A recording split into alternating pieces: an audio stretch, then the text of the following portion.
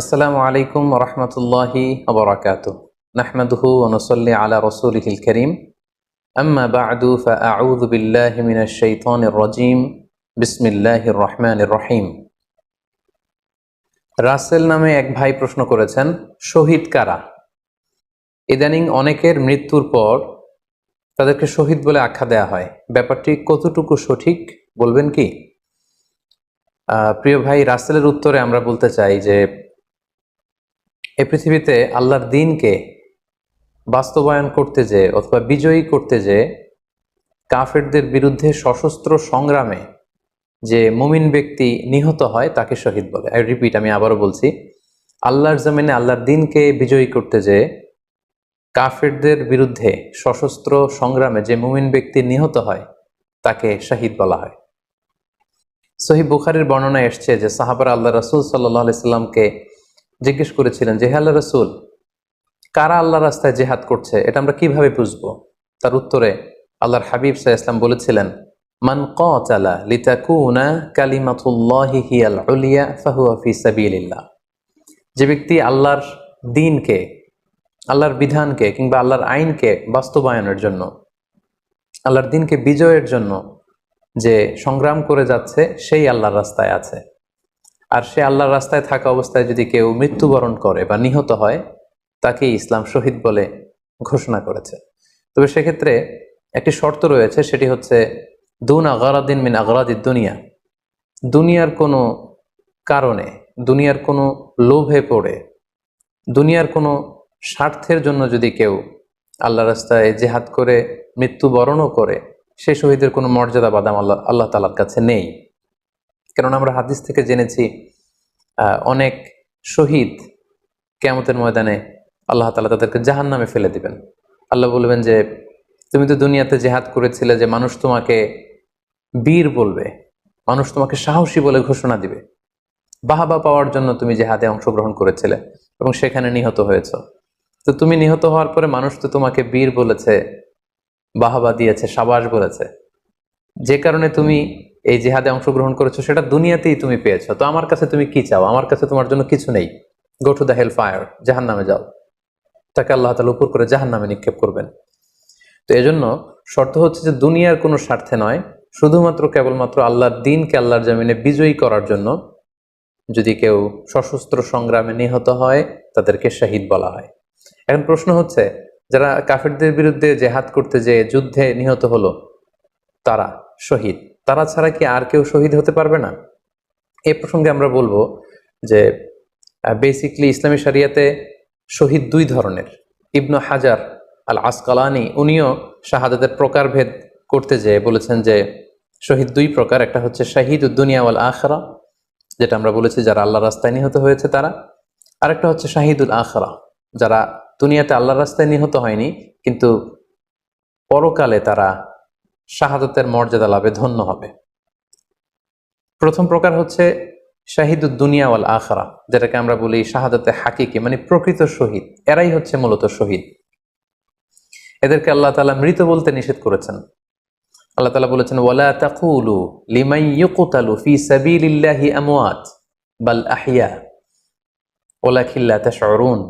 যারা আল্লাহর রাস্তায় জীবন দিয়ে নিহত হয়েছে তাদেরকে তোমরা মৃত বলো না, বরং তারা জীবিত। অন্য এক আয়াতে এসেছে, বাল আহিয়াউন ইনদা রাব্বিহিম ইউরযাকুন, তারা জীবিত এবং আল্লাহর কাছে তারা রিজিক প্রাপ্ত, আল্লাহ তাআলার পক্ষ থেকে তারা রিজিক প্রাপ্ত। তাদের মর্যাদা আল্লাহ তাআলার কাছে এত বেশি যে তাদেরকে নিহত হওয়ার পরে কোনো জানাজার আগে গোসল দিতে হয় না। তাদের রক্তাক্ত দেহটাকেই সরাসরি জানাজার পরে দাফন করে দিতে হয়, কেননা সেই ঝরঝরে রক্ত নিয়ে তারা সেদিন কিয়ামতের দিবসে আল্লাহ তাআলার দরবারে তারা হাজির হয়ে যাবে।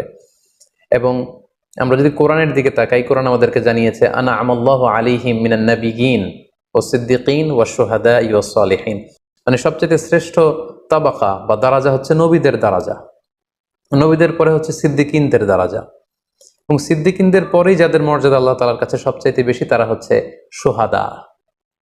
এজন্য প্রতিটি মুমিনের জীবনের আকাঙ্ক্ষা বা তামান্না থাকা উচিত তারা যেন শাহাদাতের মৃত্যু আল্লাহ তাআলার কাছে কামনা করে। এবং আমরা যদি সাহাবাদের জীবনের দিকে তাকাই তাহলে দেখবো ওনারা সবসময় আল্লাহ তাআলার কাছে শাহাদাতের মৃত্যু কামনা করতেন। সাইয়েদনা ওমর ফারুক রাদিয়াল্লাহু তাআলা আনহু আল্লাহ তাআলার কাছে সবসময় শাহাদাতের মৃত্যু চাইতেন। সহিহ বুখারীর বর্ণনায় এসছে, ওমর ফারুক রাদিয়াল্লাহু তাআলা আনহু দোয়া করতেন আর বলতেন, আল্লাহুম্মা রযুকনি শাহাদাতান ফি সাবিলিক ওয়াজআল মাউতি ফি বালাদি রাসূলিক, মানে হে আল্লাহ, আপনি আমাকে শাহাদাতের মৃত্যু নসিব করুন এবং আপনার প্রিয় হাবিবের শহর মদিনা শহরে আমার মৃত্যু আপনি নসিব করুন। এবং আমরা যদি ওমর ফারুকের জীবনের দিকে তাকাই তাহলে আমরা দেখব যে উনি শহীদী মৃত্যু লাভ করেছিলেন।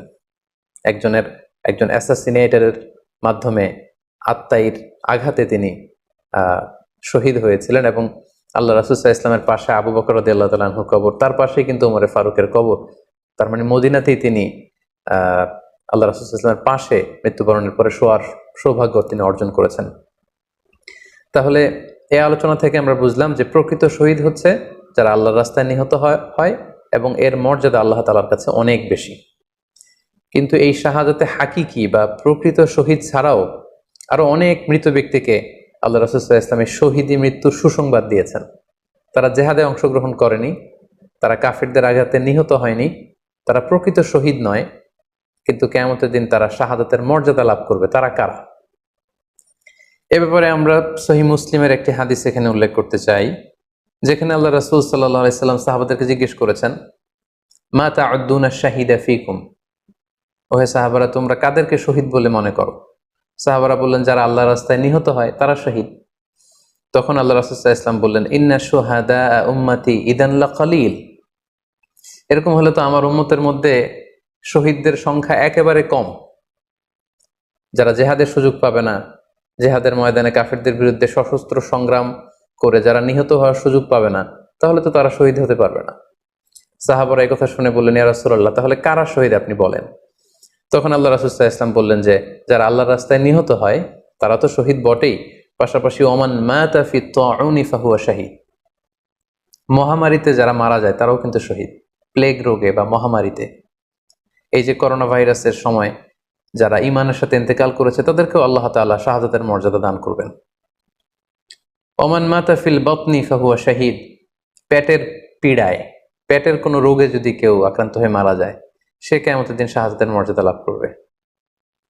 ওয়াল গরিকু শাহীদ, পানিতে ডুবে যদি কেউ মারা যায় সেও শাহীদ।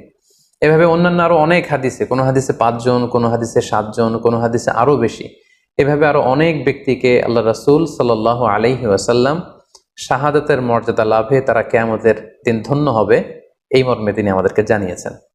সুনানে নাসাইর একটি বর্ণনা থেকে আমরা জানতে পারি, আল্লাহর হাবিব সাল্লাল্লাহু আলাইহি ওয়াসাল্লাম বলেছেন, মান কুতিলা দুনা মাজলামাতিহি ফাহুয়া শাহীদ, অন্যায়ভাবে যদি কাউকে হত্যা করা হয়, হি ইজ ডিফেন্ডিং ইনজাস্টিস, অন্যায় প্রতিরোধে সে মারা গিয়েছে, এরকম মৃত্যুকেও তিনি শাহাদাতের মৃত্যু বলে ঘোষণা করেছেন।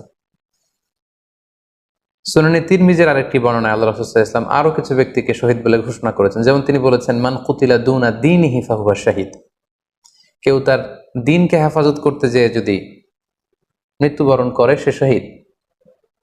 ওমান কুতিলা দুনা দামিহি ফাহুয়া শাহীদ, নিজের রক্ত বাঁচাতে যেয়ে যদি কেউ মৃত্যুবরণ করে শহীদ। তার সম্পদ বাঁচাতে যেয়ে যদি মৃত্যুবরণ করে সে শহীদ। তার ফ্যামিলিকে সেভ করতে যেয়ে কেউ যদি মৃত্যুবরণ করে সেও শহীদ। তার সম্মান, ইজ্জত, তার স্ট্যাটাসকে বাঁচাতে যেয়ে যদি কেউ মৃত্যুবরণ করে সেও শহীদ। আরেক বর্ণনায় আমরা জানতে পারছি, আল্লাহ রাসূল সাল্লাল্লাহু আলাইহি ওয়াসাল্লাম বলেছেন, ওয়াসাহিবুল হাদমি ফাহুয়া শাহীদ, অর্থাৎ ধ্বংসস্তূপের নিচে চাপা পড়ে যদি কেউ মারা যায় বা কোনো দেয়ালের নিচে চাপা পড়ে যদি কেউ মারা যায় সে শহীদ। ওয়াসাহিবু যাতিল জানবি শাহীদ, অর্থাৎ ফুসফুসের কোনো রোগে, লেটসে লাং ক্যান্সারে যদি কেউ মারা যায়, ফুসফুসের কোনো ভয়ানক রোগে যদি কেউ মারা যায় সে শাহীদ, শহীদের মর্যাদা পাবে। আল হারিকু শাহীদ, আগুনে পুড়ে যদি কেউ মারা যায় সেও শহীদ।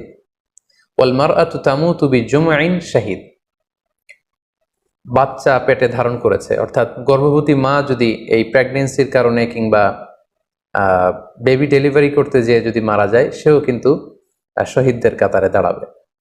এভাবে আমরা বিভিন্ন হাদিসের আলোকে এবং আল্লাহ রাসূল সাল্লাল্লাহু আলাইহি ওয়াসাল্লামের সুসংবাদ বাণীর আলোকে আমরা বুঝতে পারি যে আল্লাহর রাস্তায় যারা জেহাদ করে আল্লাহর দ্বীনকে বিজয়ী করতে যে মৃত্যুবরণ করেছে তারা হচ্ছে প্রকৃত শহীদ।